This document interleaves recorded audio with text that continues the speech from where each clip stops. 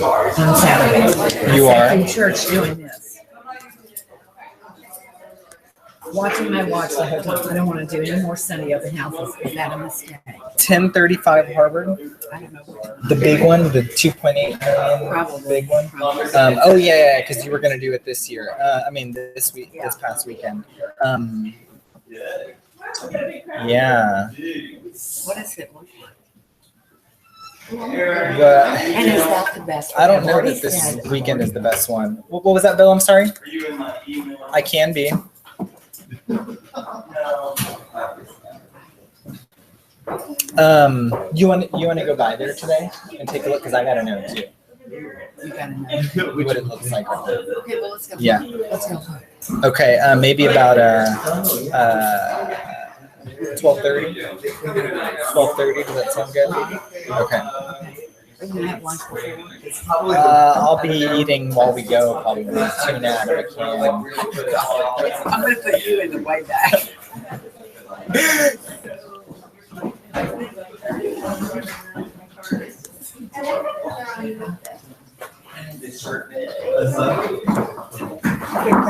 Yes. I remember now. Are you going to post where the meeting is? I just put the link on Facebook. If you'll pull it up there and put it on back agent, okay? What's that? I don't have enough to talk about today, but we'll just see where it goes. We'll just see where it goes. Just dig into those numbers. It's You all think? right there. I Yeah. was gonna do that next week. You wanted to go over all that? I mean, I just think that it helps. They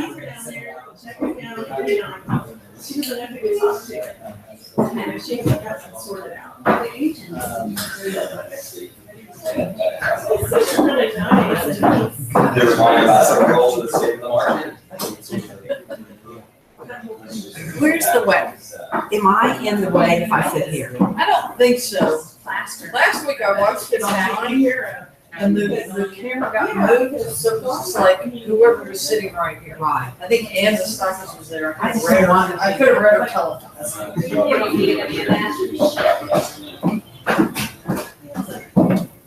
So I wrote in. Oh, wow. You just.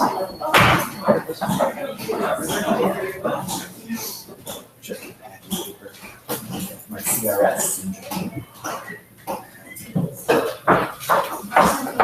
syndrome.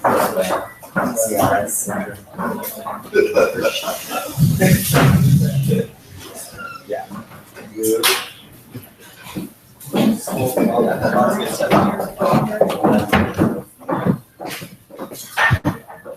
Why can't you just, you ask me these questions? Sure. Let's go. Let's, Ronnie can do that. I'm really good at asking. You ask me a question. Let's just go, I mean, I think we have 30 minutes to go with some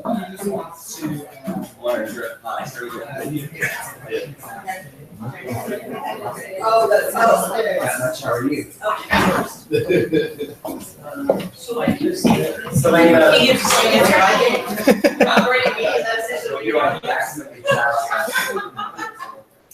put this question in Brian Newman's, Sure.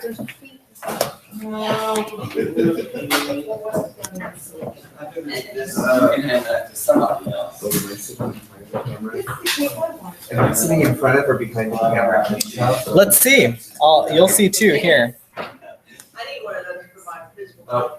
There you go.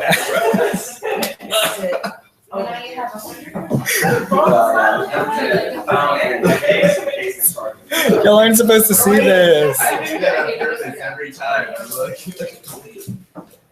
Okay, you have the big E stuff up? Yeah. Okay. Have you people seen me right at church? We're ready to go. Okay. Someone from my builder conference is from another area. How are you doing? Come on in. Welcome. That's all right. You're good. We try so hard. How are you doing? Good. Nice to see you. Nice to see you anywhere. Okay. Okay, I think I'll go ahead and get started. There might be some more subscribers and we like to start on time. Remember, we are live streaming also, so welcome to those of you who are watching live or later. Appreciate that. Today we have just a bunch of generic information that's going over. I don't think we have anything earth-shattering, whatever. We've decided we're going to do another, like we did in the spring, the state of the market. We're going to do the fall 2016 year-to-date recap next Tuesday. We'll invite the world. Last time we had bankers, Greater Houston Builders Association, a number of those people. So we're going to send out an email blast again tomorrow and delve into specifics of, sales, pending sales, inventory, showings, and we're going to break it all out by area, especially focusing now on 9, 16, 17, and we've added 4. Maybe we do the Tuesday after because it's Columbus Day next Monday. It is. So it'll be a Monday for people. Well, that's fine too. Yeah, let's plan to do that. Overall, the housing market is about what we've been talking about. I think it's getting better. I think the number of showings is up. The number of pending sales is up. It's all local, of course. I'm predominantly speaking about the single-family housing market, not speaking about the townhouse or condo market or the land market, all of which are still in stress. But the single-family housing market is better, continues to improve. The resiliency of the Houston economy and at $45 a barrel oil. Headlines are still up and down. I think they're going to be that way. That's just the way the headlines are. I don't know who's ahead, if Trump's ahead, or if Hillary's ahead, because it just goes back and forth. 6%. It depends on who you ask. Actually, heard this morning. Housing numbers are about the same. The headlines can be good and bad. Oil can be getting better or can be getting worse. Depends on your perspective, I guess. I would think the overwhelming deal is that the general Houston economy is stronger. It's stronger than we had expected.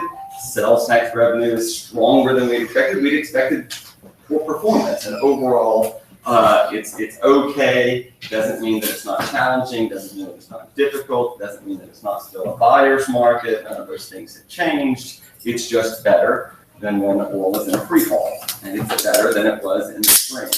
We're getting more movement on houses than we had before. August was particularly slow, I think, just because of the heat, the rain. It's the single largest amount of rainfall in the month in the state of Texas history since the recorded at the time. Has to impact things a little bit. But we will go over all that in 2 weeks. If you have specific questions, feel free to ask me. Okay, a couple of things coming up. We have an art walk going on in the Galveston office this weekend. If you've been to the Galveston office, great time to go check it all out. We decorated. It's kind of nice looking over there. It's a great opportunity to see what we have going on in the Galveston market. You might invite your clients. So they just need something to do. And they could go and do that there. I want to talk to you about the Big E. The Big E is FAR's technology conference sort of thing. It is next Thursday a week. October 13th. Click on the little deal. There are 17 different speakers. There are a number of lovely topics out there that I think are pretty impressive. Their panelists are pretty impressive.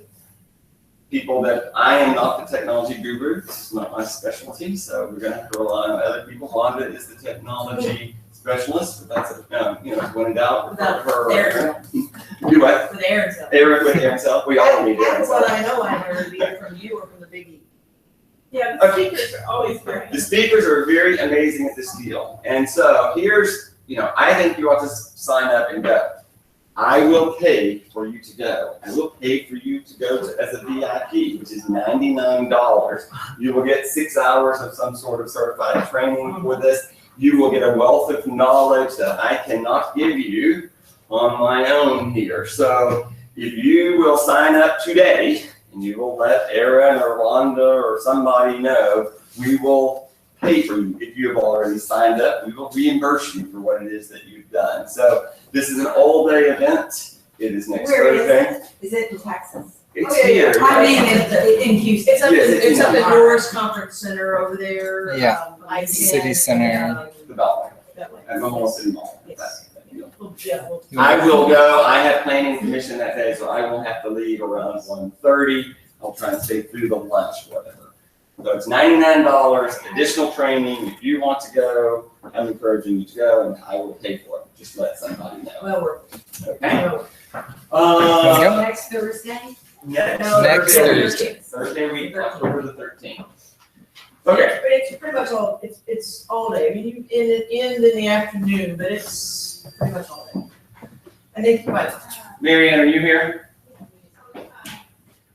Okay, here's our next big stress that we're gonna have as real estate people. The Supra exchange is among us, and it is starting on the week of November 14th through the 18th.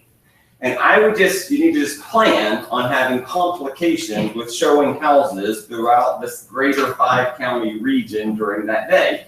And each particular day from that 5-day period, every company, Martha Turner's, got to take 1,000 Supras off their houses, go over and exchange them in about a 3-hour time frame, and go get them back on. So smart realtors are going to prepare in advance and go make sure that you understand it's not going to be our listings that have problems. It's going to be throughout. Come on, Nancy. It's going to be all of the city that's got this problem. So they're starting on Monday up in the Woodlands with the exchange. They're going the next day to Katy and doing the exchange. But if you're showing on Monday in the Woodlands, I would assume that you're probably going to have a problem over there. We have our days are basically the Wednesday and Thursday, 16th and 17th.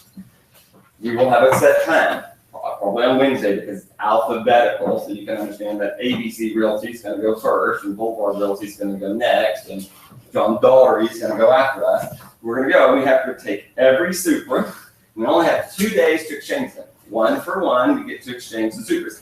If we don't exchange on those days, then you have to start paying for your exchange. So the exchange is only free during the week. Okay, so we're going to be very motivated to compile, get all the Supras. We will have to hire help, but you will have to help some. If you have 1 listing or 2 listings, you're going to get to go do your 1 or 2 listings. Okay, if you have 20 listings, then we're going to offer you some help. If you have greater than 5, we're probably going to go help you. But if you have 5 or less, you get to go do your own over there. But see what I'm saying? You got to take the Supras, get them here. You got to take them to the George R. Brown, give them to them, give us back 200 Supras with new little shackle codes and new little things. Then we got to go put them back on the listings. It will be tough. You got to take the keys out. Leave the keys under the doormat. We're going to be buying a lot of doormats. Just leave the keys in a mailbox and an envelope. I mean, we don't want to not have any showings during this particular period of time, but I anticipate some confusion. While we're talking about it October 3rd or 4th or whatever day it is, that we can prepare in advance for November 16th and 17th, how that's going to work. And it will be challenging. The Supras are better. They have longer life. We've done the demonstration. I'll try and bring back on our big day a sample of the new Supra. They are slightly larger, so we can fit a little more in there. They are Bluetooth capable. I think that I've seen the demonstration at HAR. I think it's much nicer or whatever. They are a little larger though, just in case It is the Supra E-key or whatever else, exchange it at the same time. at the exact same time. So you take your Supra in and your E-key in. Yes. And you get both. Yes. Were we talking about the fob? The fob will go away. We'll no longer be needing the fob. This is a new system that will work significantly better. The fob did not work particularly well with your Bluetooth and with your other mechanisms going on at the same time. It will be replaced over here. Fob will go away. Do they have the little mount and charge it? Is that what they do? I will bring you and show you what it is. Today I was just going to talk about the Gotcha. exchange. I'll bring you the one and explain how it works before then. Okay. What they told me is if you have a fob, you'll do it from your phone. That's right. And it will, Which is nice. you can be on, it will almost do it automatically for you. It will be like GPS oriented or whatever. I've seen the demonstration. It's significantly easier to remember. I'm not a technology guy. So they explained it to me. I'll explain it to Brian. I think we better explain it to you. Okay. Any questions about that? Just know that that's coming up. Okay. Next deal. Election day is coming up. You all know I'm the most political person you know, and I'm not going to get into politics with you. I am here to educate you on a couple things that you may or may not know anything about. Today I want to talk to you about HISD's proposition, which is on the ballot, which impacts everyone every taxpayer in HISD. You pull that up? Sure. Okay, what happens is, in the great state of Texas with Robinhood, how it works, HISD has now become a property-rich state, district based on the value of the property on the tax rolls, okay? Basically, this is coming from downtown Houston, creates a greater disproportionate amount of wealth compared to the rest of the state. Because we are a property-rich district now, the way the law works is that we get this opportunity to pull $162 million that Houstonians pay in for their property taxes to HISD. We get to send that money to the state of Texas, and they get to do with it what they want. There is zero provision that says that that money is going to go back into education. Let's be clear. They can use it for roads, they can use it for mental health. It's going into the general fund. It is not a designated fund where all the money stays in education to begin with. What they theoretically, it has never been done before, okay? So this is new territory. Because of our situation, they would basically take a geographic area of downtown and all the property taxes that would be collected from Chase Bank and Wells Fargo and the old M1 building would then go back to the state of Texas, would not go to HISD. About $162 million is about what we would lose starting next year. By law, the school district had to put on the ballot to ask you what you want to do. Do you want to send $162 million to the state of Texas? And if you do, you vote yes, you are for that. It is a proposition. Now, the school board had no choice. It is a law that they must put this up for vote. Okay? No school board member, nor does the superintendent want you to vote for this. Okay? HAR has designated $250,000 and 25,000 man hours to go vote against this, okay? So the realtor world, myself included, is against this proposal. We want you to say no at the ballot. It's very confusing the way it's worded. All these elections are very, very, very confusing, whatever. So here is the wording. It's authorizing the Board of Trustees for the Houston Independent School District to purchase attendance credits from the state with local tax revenues. This was laid out in the legislature, how the wording was going to be. What that means is send $162 million back. If we don't do it, we're going to say no. Hopefully this, and I think there's going to be tons of publicity with people saying it's bad. So you want to vote against it. No is the way the proposition works. And then we would be in a position of dealing with the legislature when they meet of what we're going to do. Automatically, it doesn't do much except stop us from sending the $162 million. So we get to keep our $162 million for now and fight them. Hopefully, in the legislature, they will modify the law. You would think that we have a fighting chance of winning in the legislature so that we can keep our $162 million. Okay? It will be on the November 8th ballot. Questions about this? We've given you some literature. We're going to forward you the literature so that you have it. We're able to answer any questions, but in reality, I don't know anyone that thinks that we ought to send our $162 million to the state of Texas. Any questions about that? I thought all along, we were supporting the schools, we pay our taxes. This is a ripoff. Well, Crazy. I mean, it's a way to pull money from rich From the school districts to pay. If the money was going to Cuero and we were dealing with education equality, I almost could say, well, I understand the purpose behind it because we need a well-educated state, and Houston is wealthier than is Laredo. But the money is not designated to go to Laredo, so that inherently is why it's bad, because we're not educating the children in Laredo that might someday come to work in Houston, Texas, and buy a house in Houston, Texas. We're just sending it to the state of Texas. And if they just want to keep it in a rainy day fund, that doesn't do us any good, particularly in Houston, Texas. So What proposition number is that? it'll be a separate little deal. I don't know if it has been assigned. I don't think it's been Yes. assigned, yeah. For anyone who doesn't know, I mean, HISD is not deep in the money. They're cutting back funding. Right. The schools get money based on the children that attend daily. So if the child's absent, they don't get money that day for that kid, and they don't have enough, they've been cutting back on what the schools get, and the schools their budgets have been smaller and smaller each year. I serve on Travis Elementary Shared Decision Making. We lost $139 per kid at Travis Elementary this year versus last year. So they have that much less. And they're basically given a ratio, a formula where the kids, based on attendance, they get so much money to then, hire teachers and do all their math and all. Yeah, so we lost $139 at Travis. I'm not sure what every school lost. Attendance is very important over there, because it's based on who's there at 9:30 in the morning. Okay, questions about this one? Okay, let's just talk a moment about the dry area and the heights, because it's up on the election also. If you were in can you pull up the dry area, just a map maybe or something?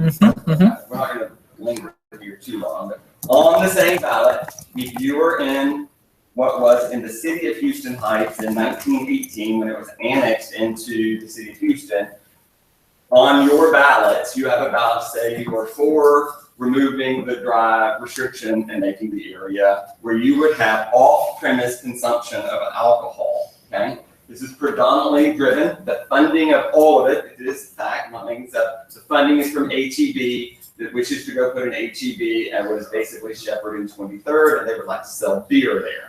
Remember, the Fiesta was there, did not sell beer. The Kroger at 19th Street cannot sell beer. They're in the dry area, not as opposed to a wet area. Restaurants are not impacted by this. Restaurants would still be able to get a private club license and still sell alcohol, much like Cultivar or Shade or Downhouse or any of the restaurants that are currently in the dry area. This is basically this isn't really, here's Shepherd. It doesn't work. That's not really, I don't know, is this it? I think so. This is that's what's been on Google Maps for like the longest time. Okay, that probably is right. Let me see it again. Yeah, that's fine. So Shepherd and 20th. Can you step to the side? Yeah, I don't know that this Kroger sells alcohol. It's at Rutland and 20th. No, it does not. The Rutland and 20th does not sell alcohol. Right. Rutland You gotta go further. Oh, there you go. and 20th. That's right. Yeah. Does not sell alcohol. Does not sell. So basically, a grocery store doesn't want to. But the Kroger at 20th and Shepherd. There's no No, Kroger. it's not at Shepherd. It's at 20th and Rutland. It's at 19th and Yale. It's right here. That Kroger's at 20th and Yale. And I'm not talking about that one. I'm talking about the one over there. That's 11. I got you. Okay, yeah. So they're out. Yeah. So here's the 23rd and Shepherd location right here. Okay, that's who's driving it. So and there's plenty of people that want to be progressive and say we got to get out of the dark ages, and that's their argument, or whatever.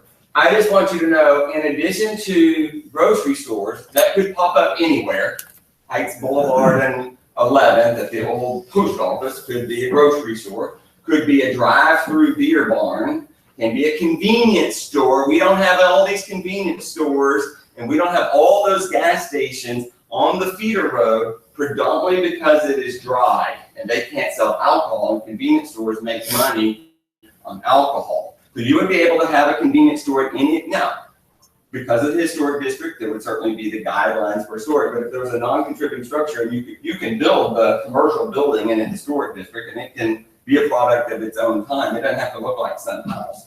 So in addition to being able to have a grocery store at 23rd, you could have drive-through beer barn right here. You could tear down those apartments, and that could be a Buc-ee's right there if it wanted to be.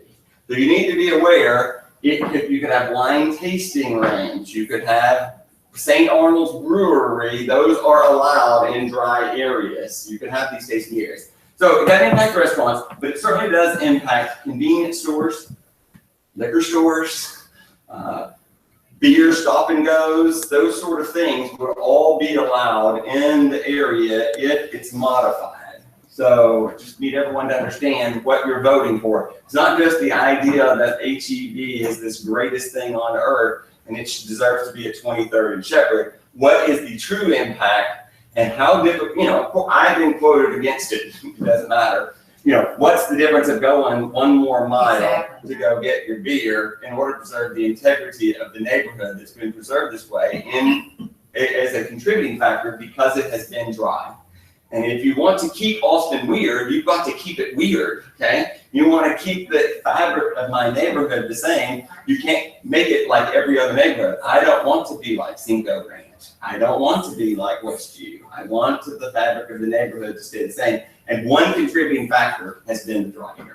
That's what I would say about it. Yes, Bradley? If this does get approved, And if it does, because it very well might. it very well might. The overwhelming majority of people on the surface are in favor of revoking the dry area. Would there be a larger push, you think, for people to deed restrict their properties against, certain types of? Not against alcohol. I think it would be, so go back down a little bit. Mhm. Hey, we got to realize that 23rd and where the Fiesta was, everything behind it there is residential. I mean, there's all those houses behind what was the Fiesta. This has been torn down. Oh my goodness. So Something we're voting on? you vote on it. If you live in that blue area and you are a registered voter, when you go to vote for president, you're going to get the chance to vote. And most people are not going to understand it, but it's winner take all. If they win by one vote, almost automatically it becomes a wet area versus a dry Do area. we have something that we can send out on Facebook that talks about why we should vote against it? No,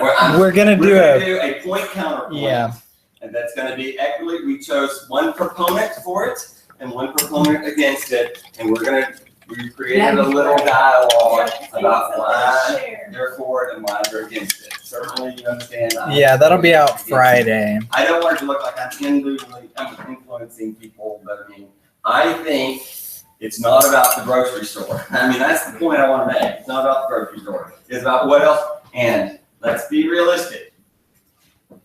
HEB has some money, okay, but there are plenty of other people with money. So if you undo that section and it's for off-premise off-premise consumption, don't you imagine 2 years later there's going to be the next election that then allows total removal of the private license? If they're successful with this, the next vote would then be to get rid of the private club membership. So then the largest player in our city is Tillman Fertitta. So you're going to get a Landry's and a Chili's, and you're going to get all those chain restaurants, which are not in our neighborhood currently, would then have the opportunity to plop down right there, or at the corner of 4th and Heights Boulevard, or at the corner, I was not protected that you could do a drive-through truck, what do you call it? No, that's I drive through beer barn. There's a drive-through margarita place right there at Washington and Heights Boulevard. Bill, Whatever it is. are we just voting on HEB or the whole? You're voting on Off-premises. off-premise consumption, which is a grocery For the store whole dryer? for the whole drive area. Well, why don't they just make it to Shepherd? Because Shepherd. Why can't they just buy across the street like everybody else Because does? Shepherd is a commercial area. I would care less if there was an HEB. Well, remember we've got, right here, you've got the Fiesta Beverage Barn thing right here where they can sell alcohol. It only goes to this section, which is probably 28 It would be nice if they could just move it over. The world's largest HEB is fixing to come right here on Washington Avenue, right here. They have bought these archstone apartment complexes and they're putting the world's largest HEB right here. Okay? They're putting one up in Garden Oaks. I mean, why we have to have another one right here is, HEB gets to decide that, I suppose. I just think it's not about HEB. I think it's about The fabric of the neighborhood.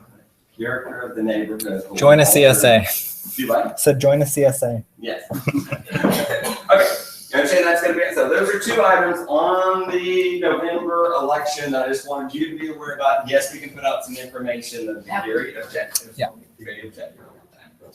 Okay, the surveys we're doing great. We're up to 36 surveys. We're gonna let people fill out the surveys until Friday, at which time Erin is going to give me the survey for me to digest. And if you haven't filled out a survey, I have no idea who has and who hasn't. Please fill out the survey deal.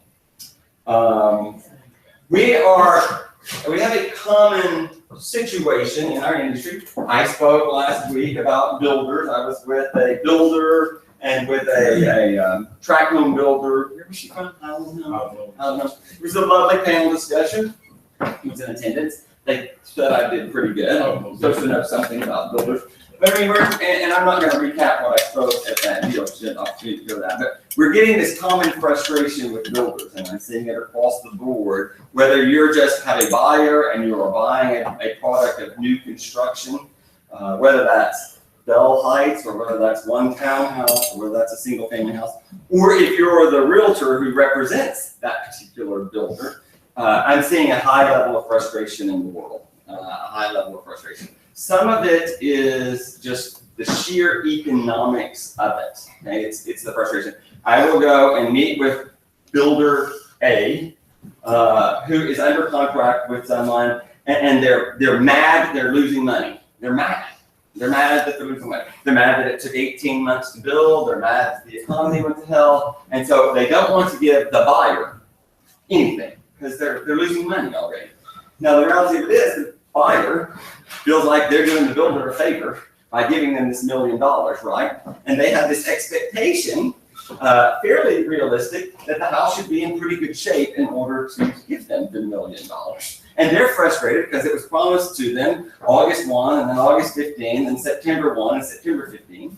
Most people have to sell a house in order to buy a house. So the stress was they sold the house, they have their money, they're ready to close, and they're either having to live with their mother-in-law or beg for forgiveness and try and extend their lease, or stay on month to month at their lease and pay twice what they were paying for in July.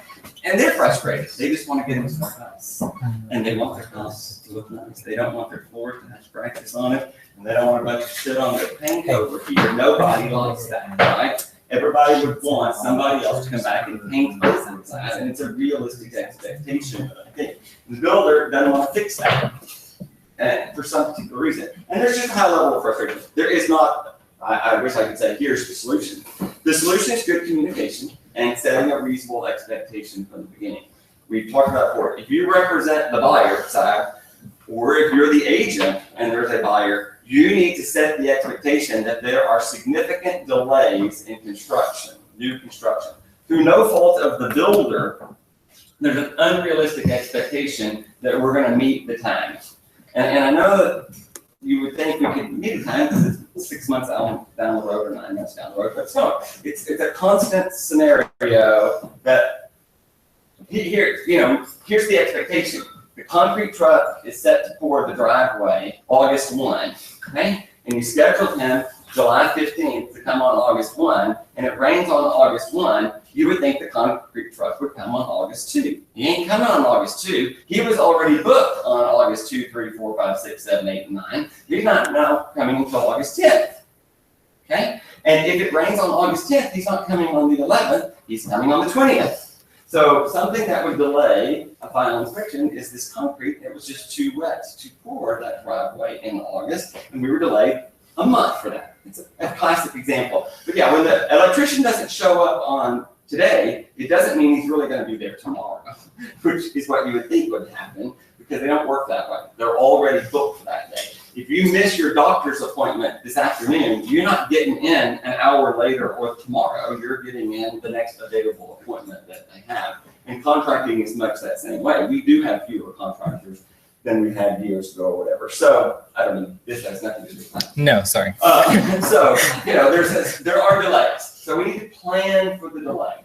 We need to set if we think it takes 6 months to finish the house, we need to assume it really takes 8 months, not 6 months in a day or 6 months in a week. And we need a contingency plan. Each side needs a contingency plan on how to deal with it. With rising interest rates, you get the constant pressure of it costs to extend the lot. And it's going to cost someone. Does the buyer pay? Does the seller pay? Does the lender pay? Does the realtor pay? We're in this constant situation of there's another fee.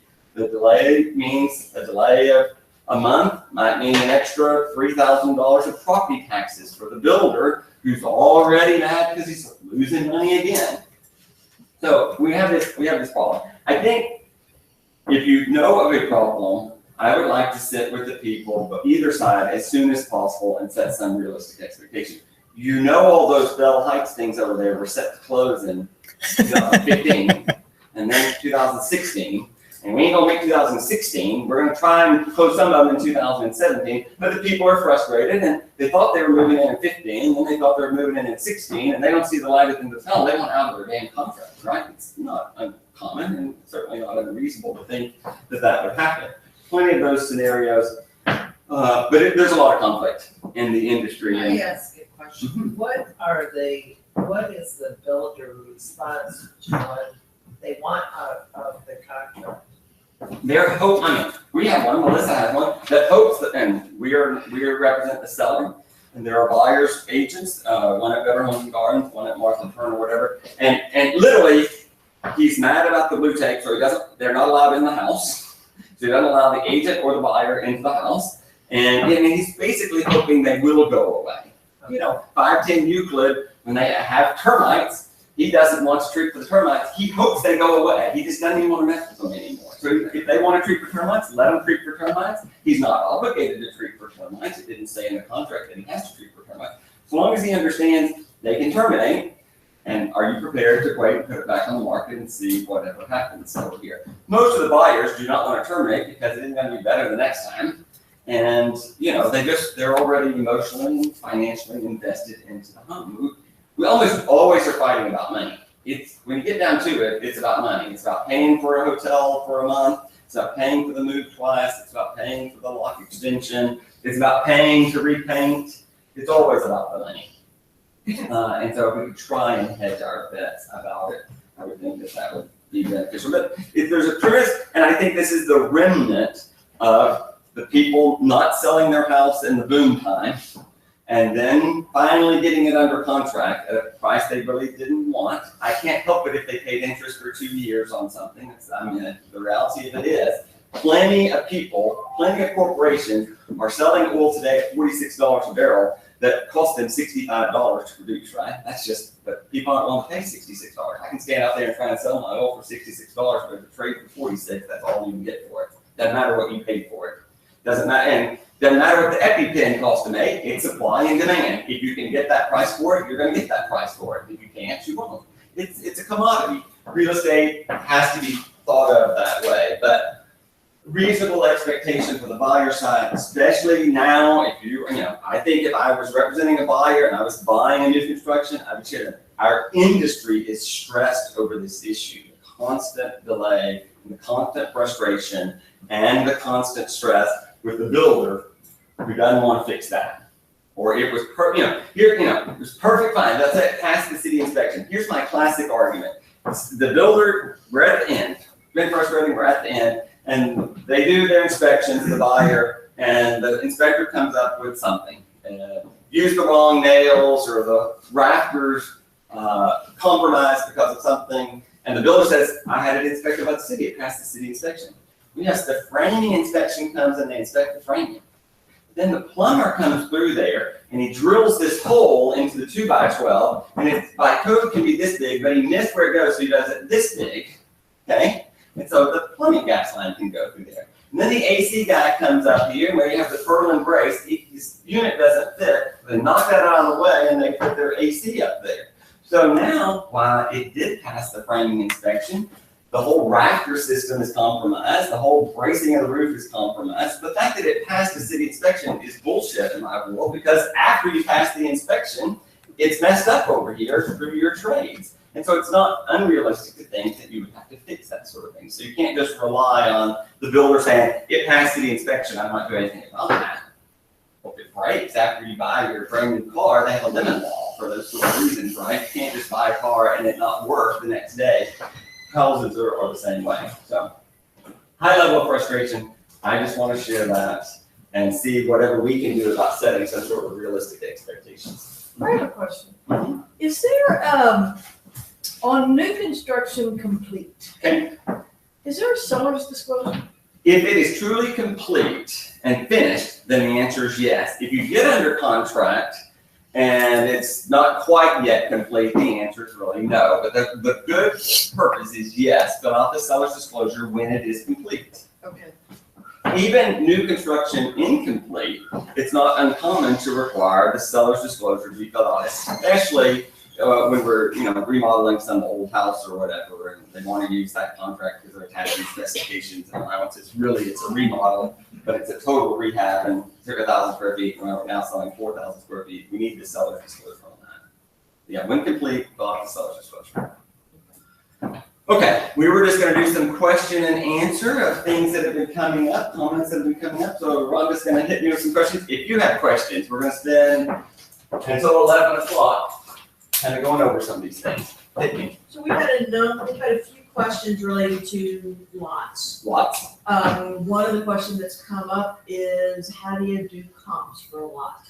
Especially if it's in an area where often the lots are listed as single family houses that are being sold at lot value. Well, if they're being sold at lot value, then that's creating the new lot value price right at the moment. I mean, that's automatically, you have to. When you combine them, go do it all, you don't get a price per square foot. And if you do get a price per square foot, it's price per square foot on the sale of the house. And what you really want is price per square foot on the land. You can just take the sales price and divide by the square footage of the land to come up with the price per square foot of the land. I mean, that is. So how do you do search? Do you use all? I would start with lots. Okay. I would start with the tax record to give me a feel. Here's what I would do. I would get a feel for, HCAD would give me an idea of what somebody thinks. And if somebody was being taxed at a higher rate than that, they of course would protest. So generally, that's going to be the lowest threshold of what a number is.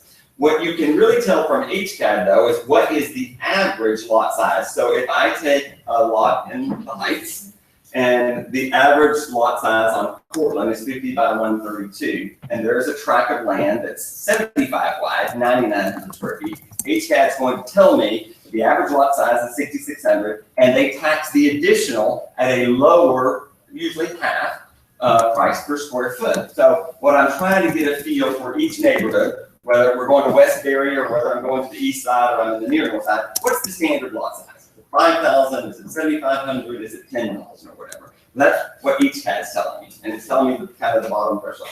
Yes, I'm going to go to lots and see if there's been any lots, but location can determine anything. Remember, we talked about this 5 square mile. River Oaks is at $200 a foot, and 2 miles to the left, it's $100 a foot, and 2 miles to the left, it's $8 a foot. So you can't just go by geography.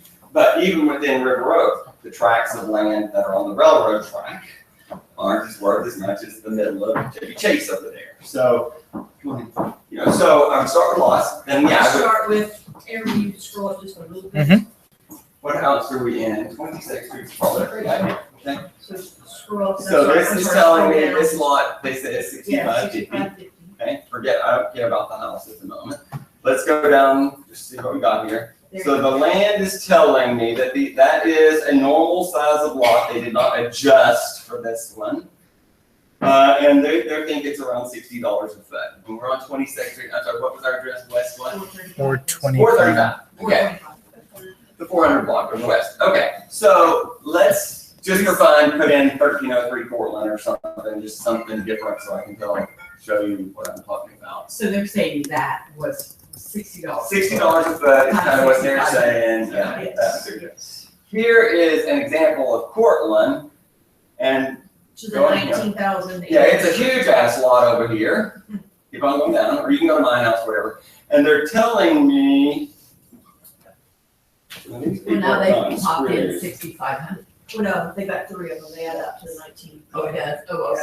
There you go. I need a 75-foot wide lot over there. Somebody. Go to 408. Cynthia, what's your client, the chiropractor, somebody, What was Cynthia, the 75? Ray's address? 408 Wayland, 403, 404. Put in, I mean, these people are getting screwed. We should probably go help them. Go to 2014. Go to 2014. That's the 7,500. We can go there in a second.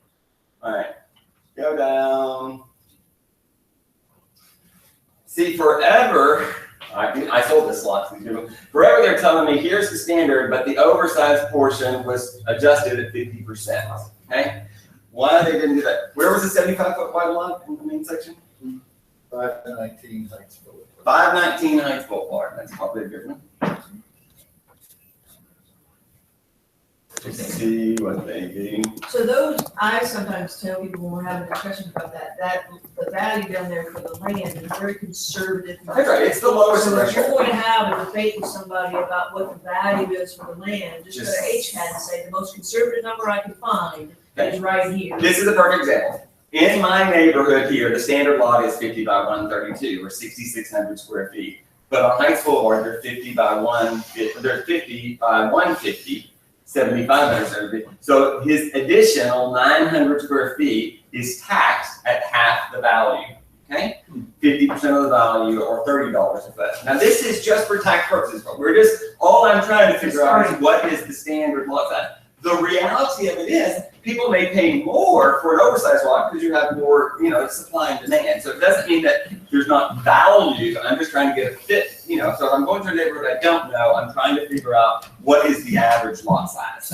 That's the lesson from HCAD. It's not necessarily, and it's kind of giving me the minimum threshold of what it is.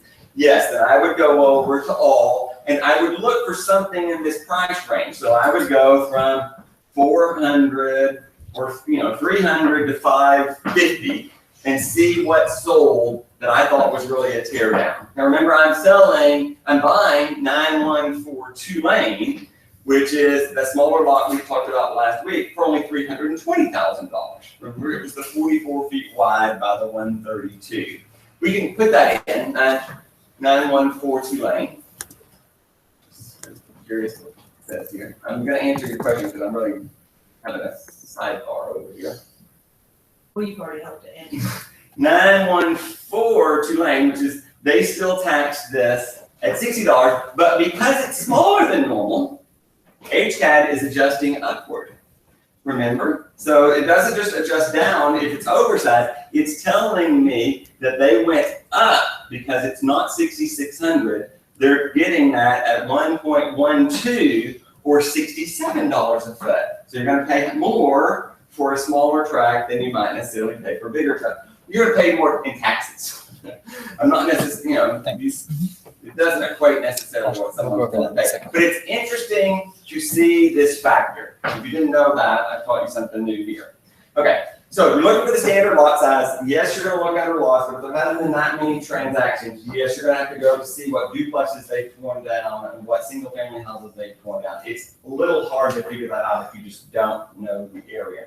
But this is a place to start. So I can take, and people ask me all the time because they're protesting their taxes or they're getting a divorce or they're filling out. The guy from Gill, Master Car Care asked me, he's updating his financial statement and his Merrill Lynch people needed to know the value of his tract of land over there. And I told him, in 2014, we sold the tract of land on Yale at 25th Street at $100 a foot. The people at the Archstone Apartments down there paid the highest price per square foot of any commercial land in 2012. They paid about $125 a foot to compile that huge tract of land that they built those big apartment complexes.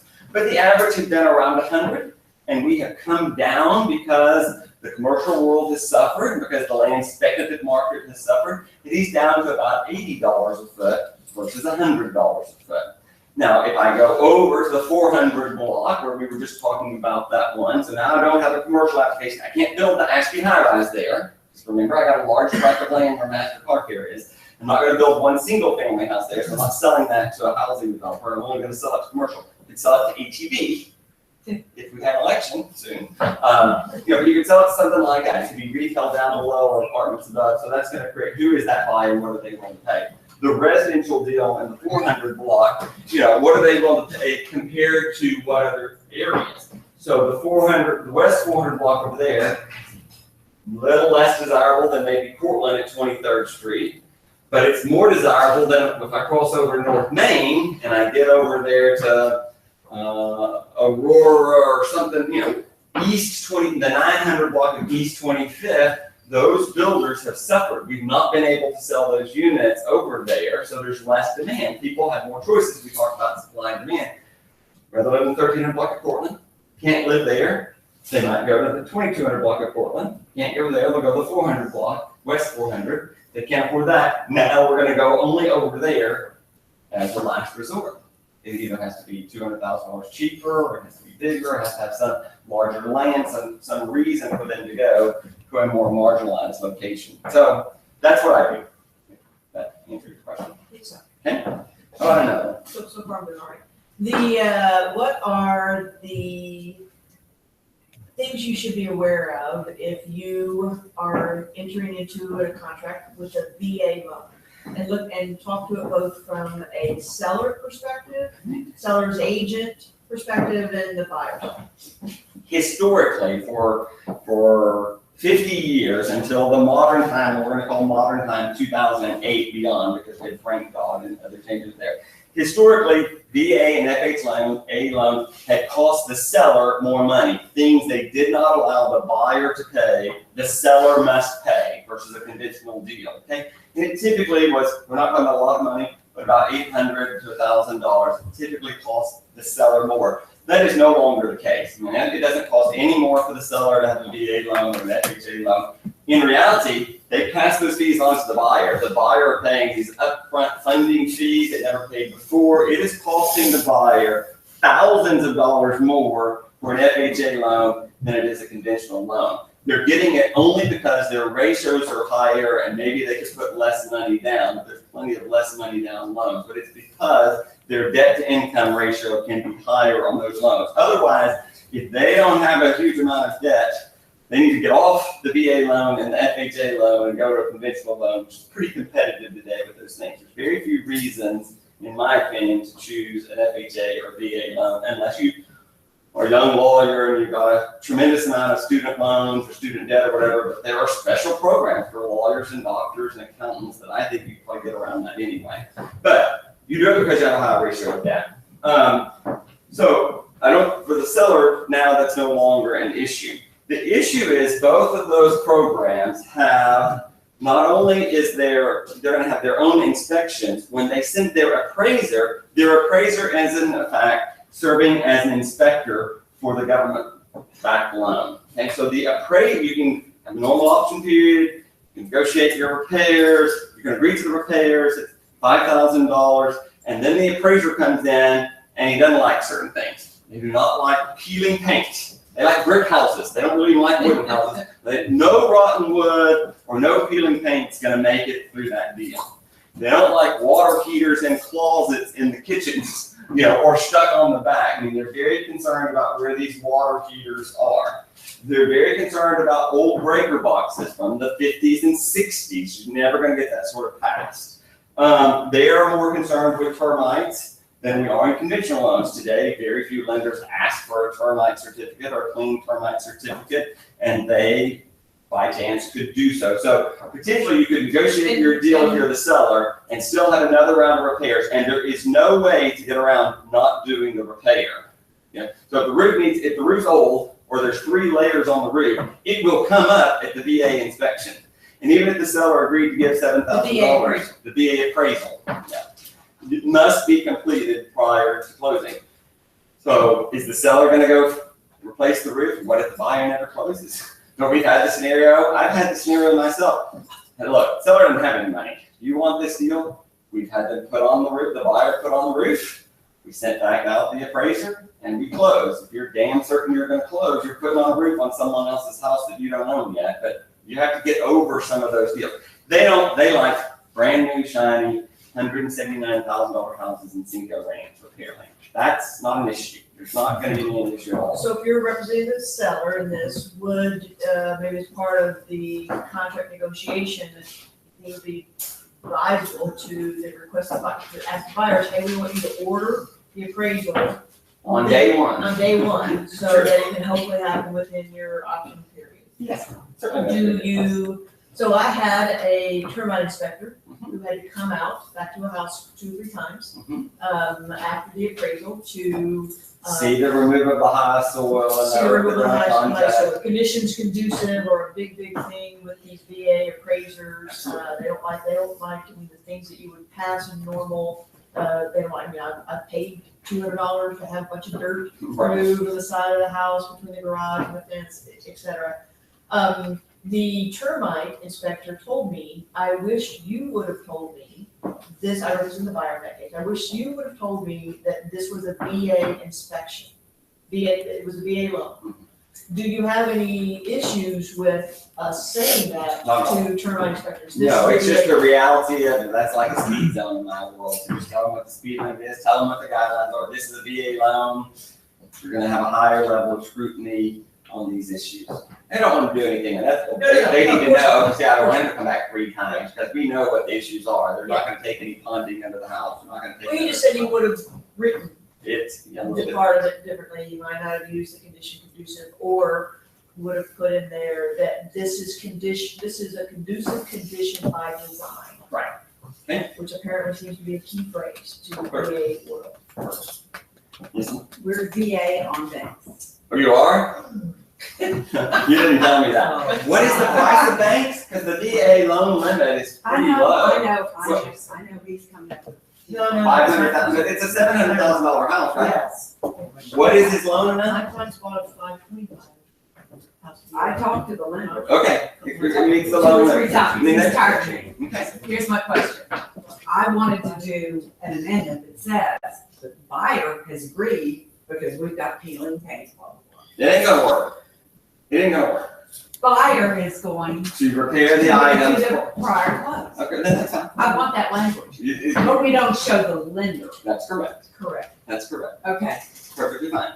So long as when the appraiser gets there, all that stuff has been addressed. He's gonna have to come back. He was there last week. Oh, first they tried to send us, I've got to calm down. They tried to send us a guy from Walmart. I understand.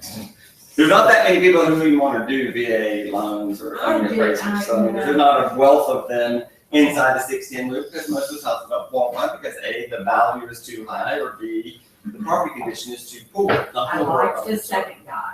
I like the second guy we were supposed to hear today. What are We've the already passed the 14-day buyer. If the appraiser comes back, they're gonna be able to get their earnest money back. None appraised, and they can't be. They have said they'd come up with the money if they were. I want that in them. You know, yeah, we probably need to keep tabs on that one. Yeah, I know. See if that works. I don't have a lot of level of confidence on that. I would take the VA, Well, you the can't really cost, discriminate. the If it's a brand new house, like I said, if it's a brick house, it's a totally remodeled house, there's not gonna be any issues. It's things with issues, you know, peeling paint, Yeah. rotten old roofs, those things are constant nightmares. I mean, it's just, because who's paying for what? If someone really, really, really wants it, they're gonna have a chance to, if the seller, they can convince the seller to do it, great, but I mean, there's inherent risk to both sides. If you have a listing like that, would you put it on MLS and not check the VA loan? I would. I would not check it, doesn't mean that they're not gonna present us with Well, I'm that. sure I did put cash in the insurance. That's good, that's Yeah. fine. Doesn't mean that you can't get an offer at VA loan, we can present it, as long as everyone is aware of the situation, it's back to that builder expectation. Set the expectation with the buyer and with the seller, we'll have less trouble later. Information is very powerful there. So speaking of builders, you Mhm. do your inspections, Mhm. the buyer comes back and let's say it's, it could be, the first case is it's just brand new construction. Okay. Get the inspection's done, want to present it to the seller, basically want most of those things taken care Of of. course they do. What's the best way to present that to the seller, Present the information to the inspection report and all their requests, and the seller needs to go back in writing and say what they're not going to do. Do you do an amendment that just says, please see the inspection report, That's perfectly fine. address all the issues? Absolutely. Okay. You know, typically you're gonna attach whatever the amendment in the inspection report and have the items, you know, marked in need of repair, plus the additional cosmetic items that be attached. And the seller will go back, no, I'm not providing screens, no, I'm not addressing it, I'm not raising the house, no, I am not gonna modify the staircase, you know, which is all 3/4 of an inch on a third step. Take it or leave it, you can, and just as long as we're real clear, I don't want it to even be vague, I want to say, yes, I will address, no, I will not address. And if I'm addressing it, how am I addressing it? But yeah, just present it all, let the builder, preferably in their writing, handwriting, reply what they're gonna do or not do. Okay, let's talk about, you're taking your listing agreement and addressing compensation and cooperation with agents who are members of the MLS. Because with those of you that are new, we haven't talked about this lately or whatever. Our listing agreement should say that we are going to cooperate with other agents who are members of the Houston Association of Realtors. And that's all we're gonna cooperate with. We're not going to share our 6% with people who are licensed realtors in Abilene. Okay, they're licensed in the state of Texas, and they can write an offer on our listing. I can't stop them from doing that. But we're not going to cooperate with them and share 3% with that Abilene agent. You know, the law allows it. The law does allow that. I explain it like this. You can vote in Abilene. Move to Abilene, meet their registry requirements of 30 days, and then go down and vote, and you can vote in Abilene. But you can't just drive to Abilene today and vote, right? You can't. I can't just go to Abilene and write a contract on a house in Abilene and expect necessarily to get paid for it. So we have this typical buyer. Mother's an agent in Abilene or whatever. She's going to write the offer, and she wants 3%. She's going to go get it to the kids. Perfectly legal for you to do it. We're not. Our listing agreement doesn't allow for that for a couple of reasons. Our primary objective is to represent a buyer or seller. So when we take the listing agreement, we represent the seller. The seller, we're trying to keep the seller, trying to sell their house, we're trying to keep them from any liability, trying to keep them from liability during the transaction and after the transaction. An agent from Abilene has no ability to get accurate comps one way or the other. I mean, maybe they could do something, but they're not members of the association. They're relying either on some other party, some other individual that they don't know the comp. And so they don't have any financial background into our marketplace. They are not bound by our code of ethics with regards to the multiple listing service. They would not know one inspector to advise their clients of who to use in Houston, Texas. They would not have any additional information to provide to the appraisal world on that. They cannot advise their client on the insurance world. They don't know a surveyor. They don't have any, so they're gonna happenstance try and meander their way through there. And each of those instances leave our seller open to liability. Okay? It does. It leads us to inherent liability. We have been sued, and we have had an ethics complaint filed with the state of Texas because I was more knowledgeable than the other agents. That was the lawsuit. I'm knowledgeable and they weren't, and I took advantage. I represented the buyer, and I was smarter than their agent, and they accused us of unduly causing them to take an offer. Now, they did not win at the ethics deal, nor did they win in their lawsuit. People can file a lawsuit and file an ethics complaint for anything, but it's very common. People feel they got taken advantage of one way or the other. So, it's just another reason we don't allow that. They don't know. There's nothing I can do to them at HAR. There's nothing I can do to them in the MLS. They don't have access to a Supra. It's not that we want their money. It's that I want to protect the liability from the seller that inherently someone who doesn't know what they're doing is trying to practice medicine. If I'm a doctor and I have a law degree from MIT, I cannot walk into MD Anderson and do brain surgery. MD Anderson doesn't allow that. You have to abide by MD Anderson's vetting and rules and code of ethics and procedures. And those people, in order to receive compensation, must do the same thing. Let them join the association. Let them pay for a Supra. Let them have access to the comparable. Let them have access to the people who are members of the inspectors group. That's, I feel, in the best interest of our seller, that the cooperating side have the same level of licensee equivalency that we do, and they need the access to the same information. Otherwise, it's why we don't allow sub-agency. It's the same basic concept. Sub-agency is we take a listing, and Greenwood King brings the buyer over here and wants to represent the seller also, and no one represents the buyer. And it's common in many states. It was common in Texas for many years or whatever. We don't allow that. We require a buyer to have an agent. I don't care who it is, you have to have an agent. You can have that woman, you can have your mother from Abilene, she can be your agent. I'm just not going to necessarily compensate her for that transaction. I'm not going to compensate her if she's not a member of our association of realtors. But lawyers can represent themselves in the state of Texas and the laws that are passed at the legislature. But we're not going to share our fee with that lawyer for the same reason that doctor's not going to MD Anderson and producing brain surgery today. So there are rules that we follow. So you have to fill out our listing agreement properly, because when I speak to that young lawyer, We visit with our sellers when we take a listing agreement and we explain to them how compensation works. We're charging them 6%. And what are we going to do with your 6%? We're going to make sure that we represent you as the seller, and here's our responsibilities, and we're going to make sure someone represents the buyer. It might be me, it might be someone else in my firm, but the buyer is going to be represented by someone who is licensed. We require someone to have representation, not non-representation from a licensed realtor. So when you get one of these and you have a conversation with your seller, and you tell them we're not going to do this, then usually that follows from that and says, oh, then I'm only paying you a 3% commission at this point. No, you're gonna pay me 3% to represent the seller, you're gonna I pay know me that. 3% to pay the buyer. If I represent the buyer, I'm gonna be compensated 3%. If not, someone is gonna represent the buyer and they're gonna be paid the 3%. Someone is going to do it.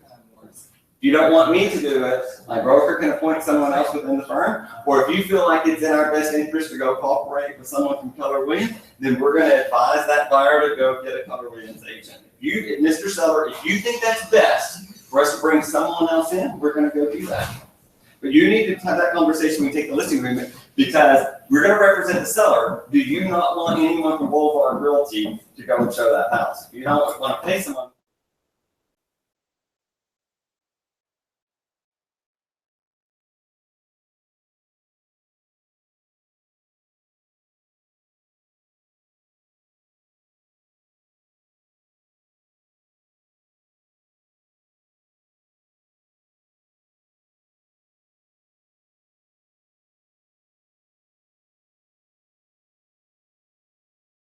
Can we say, hey, you need somebody here to do that, and we're happy to have somebody here represent you and pay your mom a 25% referral fee Absolutely. if she gets licensed? Absolutely. That way we have an MLS member who's Absolutely. representing you, your mom gets something. Absolutely. That's the only way we're willing to do that. Happy to do that.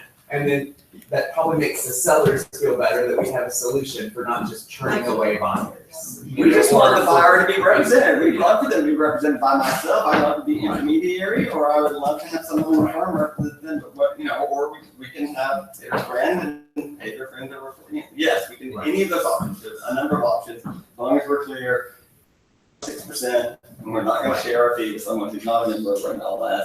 We're happy to pay a referral for other people. You may have addressed that when I stepped out. What's your language? What is your language? Because this was addressed, I saw on some of your deals, so that's why I brought this up. If you remember. What is the okay, language yeah, like? where I don't know that. So what's your language and where do we put it in special provisions? When you're listing it. You're going to explain, Mr. and Mrs. Smith, I'm going to be your agent. When our sign goes in the yard, Boulevard Realty represents the seller. Here are my responsibilities to represent. The information you give me is confidential. I'm going to work within our code of ethics. I'm going to advise you into the state of the market. You'll have decisions along the way, and I'm going to provide you the information and the guidance, both to get us through this transaction and keep you from any liability. We require the sellers, we require the buyers to buy a survey. Even though you might have a survey and we can use for reference, that survey only represented you, it does not represent the buyer. If you give the buyer a survey with the T47, you're liable now for the information on that survey, and you don't have any real knowledge if that survey is correct or not. So we're going to require every buyer to purchase their own survey in this deal, because my number one objective is to keep you from getting sued during the transaction or getting sued 2 years later when they try and put in a swimming pool and it's determined that there's a pipeline in the backyard. They didn't know there was an easement back there. They should rely on their own information. The buyer should rely on their own inspection. The buyer should have a mortgage officer who is doing their fiduciary responsibility to get us to closing. They should have representation when it comes to their appraisal. And my objective is to represent you. But someone needs to represent them. And in the event that we represent them, we're going to be compensated 3%, which is the total of 6%.